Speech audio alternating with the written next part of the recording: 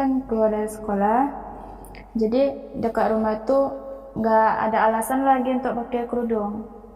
Jadi setiap kali mau pakai itu orang keluarga marah, mama marah macam itu kan. Jadi Tidak pernah senanglah Aisyah pakai jilbab begitu. iya nggak Karena senang. agama ini tidak Islam. Belajar, berkorban waktu untuk mempelajari agama Islam agar Islamnya, Muslimnya menjadi Muslim yang kafah, Muslim yang total. Allah mengatakan dalam Al-Quran, Ya ayyuhalladzina amanu dukhulu fisilmi kafah wa la tattabi'u khutuwatis syaitan innahu lakum aduwwum mubin.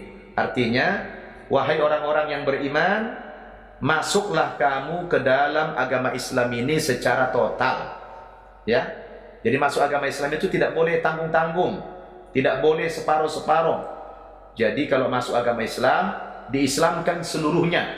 Mulai dari ujung kaki sampai ujung rambut harus diislamkan. Wala tattabi'u khutuwatis syaitan. Dan jangan kamu mengikuti program-program syaitan. Innahu lakum aduwwum mubin. Sesungguhnya syaitan itu musuh kamu yang nyata. Jadi persyaratan agar ukhti Aisyah bisa menjadi muslim yang kafah, muslim yang total tadi, mau tidak mau harus belajar agama Islam. Jadi terima kasih sudah mempercayakan belajarnya di Pesantren Mu'allaf An-Naba Center Indonesia. Kemudian sengaja saya undang studio An-Naba TV ini agar Aisyah bisa sharing pengalaman dengan para pemirsa An-Naba TV di mana saja berada. Nanti ceritakan bagaimana kronologis Aisyah bisa mendapatkan hidayah dari Allah Subhanahu wa Ta'ala. Tapi sebelumnya ta'aruf dulu, perkenalan. Nama lengkapnya siapa? Nama lengkap Naomi Ropika Gultom. Iya. Saya 21 tahun. Asal dari Sumatera Utara ya? Dari Sumatera Utara. Oke. Kalau nama sesudah muslimnya siapa? Aisyah. Aisyah. Iya. Dulu masuk Islam di mana? Masuk Islam di Medan. Tahun berapa itu? Tahun 2019.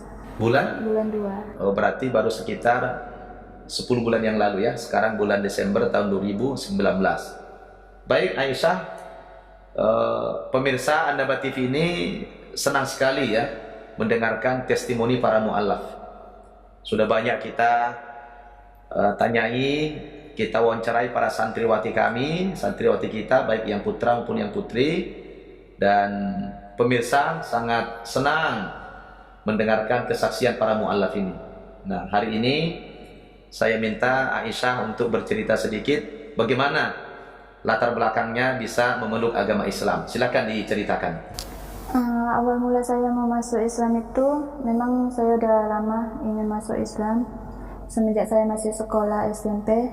Dari sejak SMP sudah ada keinginan? Keinginan itu udah ada. Kenapa?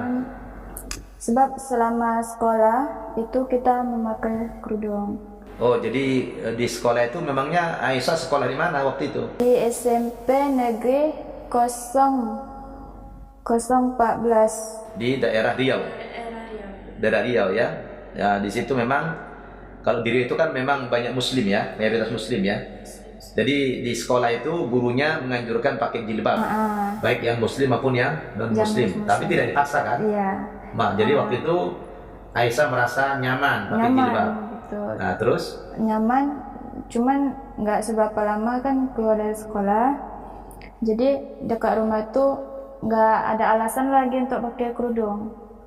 Jadi setiap kali mau pakai itu orang keluarga marah, mama marah macam itu kan. Jadi tidak senanglah Aisyah pakai jilbab begitu. Iya, nggak senang. Karena agama ini tidak Islam. Jadi pernah untuk coba cakap sama mama, cerita sama mama kalau saya mau masuk Islam, tapi mama nggak kasih, mama marah gitu kan. Ya udah, saya coba ikutlah apa yang diinginkan sama orang mama, sama keluarga, termasuk papa itu. Papa dulu dia sakit, jadi belum berani lah untuk menyatakan ingin masuk Islam ya. Jadi masih mama aja yang tahu. Saya coba ikuti program kayak beribadah. Saya coba ikuti, saya coba dengar khotbah semua, tapi rasa macam percuma. nggak ada, Hampa. nggak ada yang boleh dikutip, itu nggak ada. Jadi setiap seminggu sekali pergi ke rumah ibadah, mengikuti orang tua, sudah mendengarkan khutbah, tapi rasanya hampa juga, rasanya tidak mendapatkan apa-apa. tidak Itu ada. karena sudah terpengaruh ingin masuk Islam kah atau karena apa? Memang nggak ada gitu. Nggak dapat apa-apa. Memang ngerasa kok aneh, masa Gitu ya? jadi rasa macam aneh gitu. Kayak aku masuk ke rumah ibadah pun juga rasa macam jumpa sama kawan-kawan atau apa gitu, kayak terasing. Jadi kayak aneh gitu, kok lebih nyaman di sini Sama orang Islam itu. daripada ke sini gitu. Jadi Tapi Aisyah dulu pernah masuk ke masjid kah? pernah Tapi tidak sholat lah ya. tidak sholat. Terus dari SMP sudah terbiasa pakai jilbab atas saran dari guru-guru karena di lingkungan itu mayoritas muslim begitu. Nah ketika Aisyah sudah pakai jilbab itu merasa nyaman, tenang begitu, dan terbawa arus terus dalam suasana gitu ya. Macam adem dirasa gitu kan. Jadi dia memang lebih suka tertutup daripada terbuka. Macam itu terasa macam kok enak gitu di kan. Islam itu gitu ya. Kok enak gitu. Nah terus kan orang tua tidak setuju. Iya. Apa yang dilakukan Aisyah kemudian? Apa merasa berontakkah? Atau ada semacam ketekadankah bahwa nanti saya suatu saat akan memeluk agama Islam sambil nunggu-nunggu timing yang tepat gitu? Ada begitu? Ada. Perasaan di dalam hati ini, oke lah, aku coba ikutkan apa yang diinginkan orang tua. Pergi ke rumah ibadah. Kemana ada misalnya organisasi ibadah, ikut gitu kan. Tapi ya walaupun terasa memang hampa gitu. Gak ada dapat sesuatu apapun faedahnya di rumah ibadah itu. Iya, rasanya macam kosong gitu kan. Terus yang selanjutnya apa yang Aisyah lakukan? Tuh saya masuk Islam ini sesudah papa meninggal. Sudah meninggal papanya? Ya, sebelum papa meninggal saya memang berontak ingin masuk Islam gitu kan. Cuma saya nggak berani sebab papa sakit, keadaan masih sakit, jadi nggak berani gitu. Nanti papa makin banyak pikir gitu kan. Tahun berapa papanya meninggal? Papa meninggal tahun 2018 bulan 11. Oh begitu. Oh berarti jaraknya tidak lama ya? Tidak sudah lama. Meninggal papanya. Aisyah bulan 2 langsung 2019 masuk Islam. Hanya berapa bulan saja ya? Iya. Jadi itu saya tekadkan, saya pergi dari rumah. Saya udah bulatkan hati untuk masuk ke Islam. Saya lari dari rumah pergi ke Medan. Di Medan saya di situ masuk Islam di rumah Quran. Rumah Quran di Medan? Iya, di Medan. Yang mengislamkan ustadz atau ustazah? Ustazah. Iya. Jadi di situ saya selama 3 bulan nggak ada bagi kabar sama orang tua. Tiba-tiba ingin bagi kabar, pengen tahu kabar orang mama kayak mana gitu kan. Jadi saya coba hubungi. Orang mama di Riau? Iya, orang mama di Riau. Saya coba hubungi orang mama. Awalnya sih orang mama ngomong, ya udah kalau memang udah itu agama yang kamu pilih nggak apa-apa. Macam itulah orang mama cakap. Diterima kan. akhirnya terakhir? Iya. Awalnya memang cakap macam itu, cerita ngomong macam itu kan, dia terima kayak oke lah gitu. Jadi awalnya memang masa iya mama rela gitu aja gitu kan. Cobalah untuk 1 hari 2 hari lagi telepon mama ngomong pulanglah kata mama. Mama paksa pulang, katanya mama sakit atau apa gitu kan. Jadi aku ngomong sama mama, aku di sini udah enak mak gitu kan. Lagipun mustahil mama boleh terima agamaku sekarang ini gitu. Jadi mama ngomong, mama udah terima, semua udah terima, nggak usah takut, abang-abang semua terima katanya. Supaya Aisyah pulang? Iya, supaya saya pulang. Jadi saya awalnya sih mungkin iya gitu kan. Jadi saya pulang balik ke rumah. Di sana itu ada abang satu, saya pulang ke rumah abang. Nggak sampai berapa jam orang mama datang ke rumah abang itu. Jadi pertama datang itu langsung marah-marah. Mama ini? Iya, mama ini langsung marah-marah kan. Saya pun kaget. Padahal tadinya sudah menerima? Iya, awalnya katanya udah terima gitu. Berarti semacam siasat saja? Iya, jadi di situ pun saya merasa kok aneh gitu. Kenapa mama bohongin saya gitu kan? Jadi di situ sempat ribut sama mama, sama keluarga, sama abang gitu kan. Apa yang dilakukan mama waktu itu? Mama memang marah besar, ada Sampai mukul? ada pukul sikit, kayak tampar gitu kan, rebutan. Mama coba untuk buka kerudung ini, tarik kerudung ini. Habis itu di situ saya bawa 2 buku yang biasa saya baca, buku tentang Islam. Habis itu Iqra. Di situ saya bawa, mama ini ambil Iqra ini mau mama sobek gitu kan. Tapi saya coba lawan, saya ambil itu Iqra sampai ibarat katanya mama itu seret saya gitu. Seret saya supaya balik lagi ke agama sebelumnya. Jadi saya kata sama mama, aku janji sama ustazah dekat sana cuma 3 hari. Jadi aku mau balik aja gitu. Datang mama dihadang, nggak boleh. Kalau kau mau balik, kau matikan dulu aku, kata mama gitu kan. Memang semasa itu udah pikiran udah kacau, nggak tahu mau bilang apa gitu kan. Saya cakap sama mama kenapa mama nggak bisa pegang janji mama gitu kan. Mama janji kalau aku pulang mama udah terima gitu kan. Kenapa mama bohong? Jadi emak ngomong, kalau aku oke aja, kalau kamu pergi, kata mama. Tapi kau tanya abang-abangmu, dia bagi nggak gitu. Jadi saya cakap sama mama, orang abang nggak akan bagi, sebab orang abang ini ikuti perintah mama, bilang gitu. Jadi nggak lama dari situ mama ngomong, kalau kau pilih agamamu, nggak usah anggap ada mamamu, nggak usah anggap ada pemilihmu, kata mama. Saya diam. Jadi nggak seberapa lama mama ajak balik ke rumah mama. Di situ sempat diam-diaman lah sekitar 1 jam. Nggak lama kemudian masuk sholat. Saya sholat depan orang itu. Saya sholat. Jadi selesai sholat, orang mama panggil pengkhotbah, panggil ke rumah pengkhotbah orang mama, dia panggil. Jadi orang tuh coba bujuk-bujuk. Orang tuh awal-awalnya tanya, kamu ada dibagi minum air atau apa gitu. Saya cakap nggak ada. Abis itu orang tuh tanya, alasan kamu masuk Islam apa? Kamu ada dibawa orang atau apa gitu? Enggak, saya masuk Islam dari hati saya sendiri. Saya cakap macam itu kan.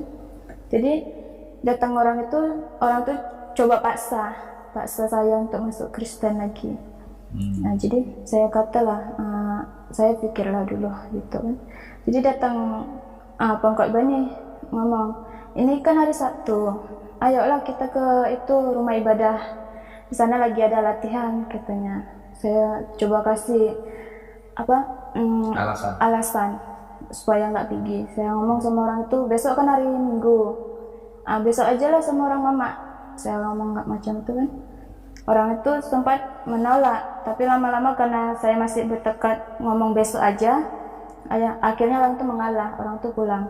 Tujuannya untuk dimurtadkan lah kembali. Iya, untuk dimurtadkan kembali gitu kan. Jadi nggak seberapa lama masuk sholat isya saya sholat. Di situ memang pikiran itu udah beraduk di situ antara satu, kalau aku pergi aku nggak akan dianggap keluarga, nggak akan dianggap anak.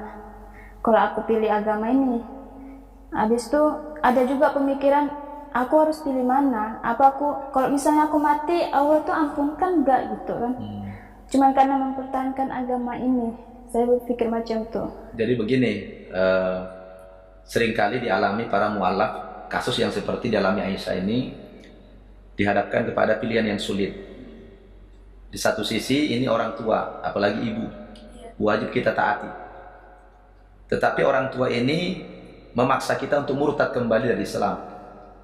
Di sisi lain kita sudah muslim, sudah beriman. Yang mana yang harus terpilih? Nah, Al-Quran sudah memberikan bimbingan kepada kita, terutama para mu'allaf ini. Allah mengatakan dalam surah Luqman, A'udzubillahi minasyaitonirrajim, wa in jahadaka ala an tusyrika bi ma laysa laka bihi ilmun fala tuti'huma wa sahibhuma fid dunya ma'ruf. Artinya, jika kedua orang tuamu memaksa kamu kembali murtad dari agama Islam yang kamu tidak punya pengetahuan tentang itu, maka kalian sebagai anak, kata Allah, tidak boleh patuh, tidak boleh taat kepada kedua orang tua yang memaksamu murtad kembali. Nah, ini urusan iman.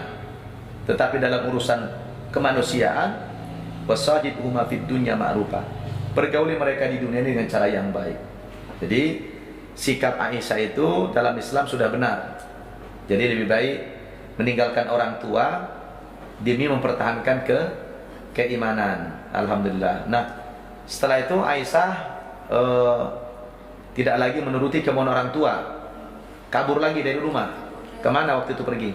Itu boleh lanjutkan cerita? Iya. Jadi nggak Lanjut aja, lanjut ya. Kemana larinya dari rumah? Kemana? Dari rumah saya lari balik ke Medan. Ke Medan. Ke rumah Quran tempat saya di Islamkan itu. Ya. Masukkan Islam, saya balik ke situ. Di situ nggak seberapa lama. Jadi ada kawan ngomong datang aja ke Surabaya. Saya kata Ngapain ke Surabaya? di Surabaya ada kawan. Saya sering cerita sama dia saya udah masuk Islam gitu kan. Jadi dia pun mungkin paham sedikit, ngerti gitu. Ya udah, saya pergi ke Surabaya. Rupanya dia mau pergi ke Malaysia. Jadi dia pun ngomong, kamu mau ikut nggak katanya? Biar kita sama-sama ke Malaysia. Di sini pun kamu kan nggak ada siapa-siapa katanya. Jadi saya pikir memang betul, saya nggak ada siapa-siapa di sini gitu kan. Cuman saya dibuatkan paspor sama dia. Saya pergi ke Malaysia. Di Malaysia ada orang ambil saya gitu kan untuk mempekerjakan di rumah dia. Jadi kalau saya sih pas di Malaysia memang banyak lah mengucapkan syukur sama Allah gitu kan. Bersyukur sangat dijumpakan sama orang ini. Selama saya di Malaysia dia jaga gitu kan, dia bimbing, nggak boleh nih, nggak boleh itu gitu kan. Dia pun tahu baru masuk Islam, dia pun coba carikan untuk guru mengaji untuk mengajar saya di Malaysia. Di mana? Di Kuala Lumpur? Di Kuala Lumpur. Kuala Lumpur di Siti Alam. Jadi di situ kan memang berbeda kayak saya Indonesia, dia negerinya lain gitu kan. Cuman dia boleh terima apa adanya gitu. Yaudah, jadi nggak seberapa lama dia paham lah gitu, dia ngerti. Orang mama pun belum terima gitu. Kira-kira 3 bulan di Malaysia saya baru mulai kontak sama orang mama lagi. Orang mama ngomong, bagi tahu lah tinggal di mana sekarang. Iya, saya bagi tahu, mak nggak usah cari-cari saya, sebab kan ada dengar-dengar dari kawan orang mama sempat lapor ke polisi untuk cari saya gitu kan. Cuman nggak jumpa. Orang mama pun juga udah sempat pergi ke rumah Quran tempat saya masuk Islam itu. Cuma orang rumah Quran itu nggak bagi tahu saya di mana gitu. Orang itu memang tutupi gitu kan, sebab orang tuh tahu kalau saya dijumpakan, otomatis orang mama paksa balik. Jadi di Malaysia itu tadinya mau kerja lah di sana. Iya, awalnya. Tapi kemudian di sana malah disuruh belajar. Iya. Terus dapat informasi An-Naba ini dari mana? Itu ceritanya ini bos ini suruh cari. Awalnya dia suruh cari dekat Malaysia. Saya coba cari-cari. Cari pesantren. Pesantren. Memang ada yang terima, cuman persyaratan sulit gitu kan. Jadi saya cakap sama ini bos ini, saya cerita sama dia, saya kan masih baru Islam. Di sini otomatisnya harus bisa baca Al-Quran gitu kan. Saya pun belum bisa gitu, masih Iqra. Ya udah, kalau apa cari dekat Indonesia aja katanya. Saya coba share dekat Google, cari dekat Google untuk mualaf. Tiba-tiba muncul An-Naba ini, An-Naba Center kan. Saya coba hubungi, rupanya masuk. Jadi konfirmasi lagi ke bos ini. Saya cakap sama bos ini, saya udah dapat dekat sana itu khusus untuk mualaf gitu. Jadi dari situlah dia bilang itu yakin, katanya gitu. Yakin, insya Allah yakin gitu. Ya udah, kalau memang udah yakin, pergilah katanya. Dari situlah saya langsung pergi ke An-Naba Center. Alhamdulillah. Iya, sangat menarik sekali ya pengalaman spiritualnya Aisyah. Ini kalau diceritakan semua barangkali berhari-hari tidak cukup ya. Iya. Tapi paling tidak kita sudah banyak mendapatkan informasi dan kisah-kisah menarik dari testimoni Aisyah ini, memang Aisyah umumnya lah ya, tidak semuanya. Rata-rata para mu'alaf itu memang setelah dapat hidayah masuk agama Islam, lalu mendapatkan rintangan dari keluarga. Yang mula-mula orang tua pasti tidak akan mengakui sebagai anak, keluarga juga tidak mengakui, dan sebagainya. Dan itulah cobaan pasca berislam. Dan Allah sudah sebutkan dalam Al-Quran, surat Al-Ankabut ayat 2 dan 3. A'udzubillahi minasyaitonirrajim. Ahasiban nasu ayutsraku ayyaqulu amanna wa hum la yuftanun.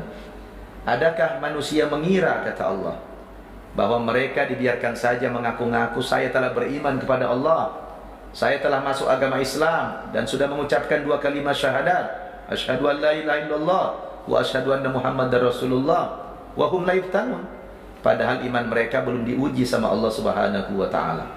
Jadi setiap orang yang telah mendapatkan hidayah masuk agama Islam itu bersiap-siaplah menghadapi ujian iman dari Allah Subhanahu wa taala. Tujuannya apa? Fala ya'lamannallahu alladhina shadaqu wa la ya'lamannal kadhibin. Supaya Allah tahu siapa di antara kalian yang benar-benar serius beriman kepada Allah Subhanahu wa taala, bukan sekedar pengakuan. Ya. Jadi Allah ingin tahu kamu benar beriman atau dusta menjadi muslim itu. Makanya diuji dulu imannya oleh Allah Subhanahu wa taala. Lalu bagaimana sikap kita?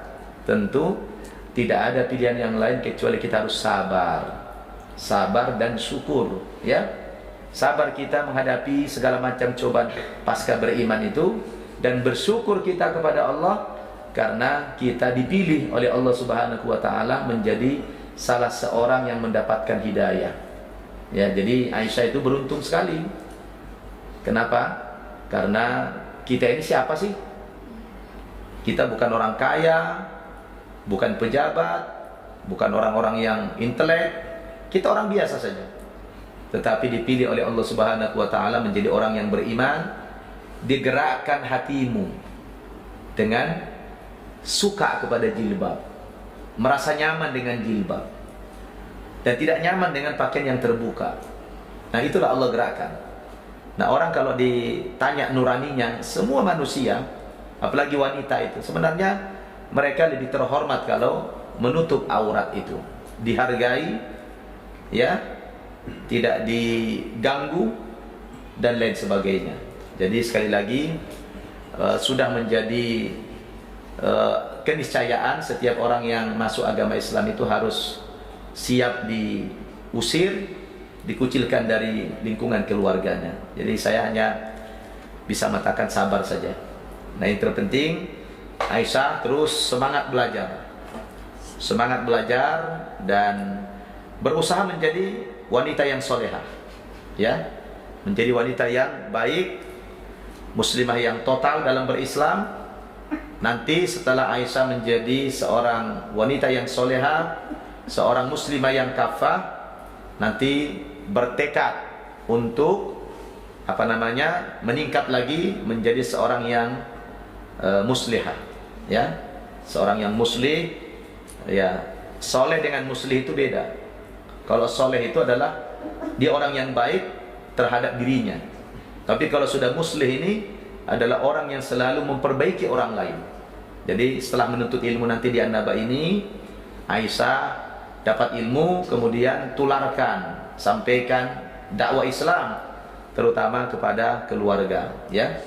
Jadi begitulah pemirsa An-Naba TV rahimakumullah, sangat menarik sekali kisah-kisah inspiratif para mu'allaf ini. Alhamdulillah, lain orang, lain pengalamannya, ya. Aisyah sudah menginspirasi kita semua. Dia dapat hidayah dari Allah Subhanahu wa taala karena suka pakai jilbab. Ketika dia sekolah di SMP, kebetulan dia di Riau, di lingkungan masyarakat yang mayoritas muslim, maka gurunya menganjurkan supaya yang perempuan pakai jilbab. Nah, walaupun agamanya tidak muslimah, tetapi dia merasa ingin, tidak dipaksa, ya, merasa ingin pakai jilbab. Dan akhirnya terbawa suasana, lama-kelamaan menjadi nyaman, sampai kemudian ya ketahuan sama orang tua dan orang tua tidak menerima. Kemudian Aisyah ini dibawa lagi untuk sering-sering datang ke rumah ibadah. Katanya tadi tidak merasakan kenyamanan, tidak mendapatkan faedah apa-apa, jiwanya malah hampa. Tapi ketika disinggung soal Islam, seakan dia merasa bangkit kembali jiwa kesukaan dia terhadap agama Islam itu. Mudah-mudahan testimoni singkat dari ukhti kita Aisyah ini menambah kekuatan iman Islam kita. Betapa beberapa tahun belakangan ini alhamdulillah semakin banyak saudara-saudara kita umat lain yang diberikan hidayah oleh Allah Subhanahu wa taala yang kembali kepada agama Islam ini. Ya, mudah-mudahan dengan asbab mereka lagi nanti terus berdakwah kepada keluarganya, kepada orang-orang non-muslim, tentu berdakwah dengan akhlak yang mulia. Dan sekarang kita saksikan Aisyah ini Masya Allah wajahnya langsung bercahaya ya. Itu ada cahaya iman, cahaya Islam di wajahnya. Memang beda dengan orang yang belum mendapatkan hidayah dari Allah Subhanahu wa taala. Selamat Aisyah sudah bergabung di dalam agama Islam ini. Semoga Allah Subhanahu wa taala menguatkan iman Islammu dan istiqomah di dalam agama Islam. Wala tamutunna illa wa antum muslimun. Jangan mati terkecuali dalam keadaan yang beragama Islam. Teruslah bertekad untuk mengetahui lebih jauh lagi agama Islam ini, karena Allah Subhanahu wa taala mengatakan dalam Al-Qur'an, "Innama yakhshallahu min ibadihil ulama." Sesungguhnya orang yang paling takut kepada Allah di antara manusia ini adalah al-ulama, orang-orang yang paham, orang-orang yang berilmu pengetahuan. Semakin dalam pengetahuan kita tentang Islam, semakin luas wawasan kita, akan semakin takut kepada Allah Subhanahu wa taala, akan lebih bersyukur lagi kita bisa dipilih oleh Allah menjadi orang yang beragama Islam. Dan jangan lupa terus berdoa kepada Allah. Mudah-mudahan orang tua diberikan hidayah oleh Allah Subhanahu wa taala. Sabar ya.